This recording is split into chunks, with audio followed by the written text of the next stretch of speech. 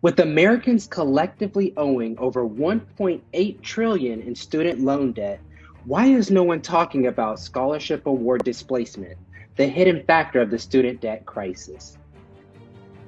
Scholarship award displacement occurs when a student's outside scholarship results in the reduction of their institutional scholarships, federal work study, or federal loans allowed by often unclear college policy.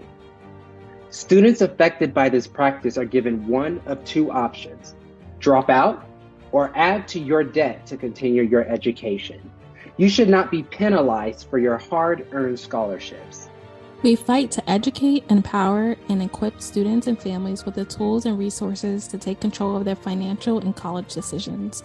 We fight to save your scholarship, to demand transparency, and to dismantle this practice.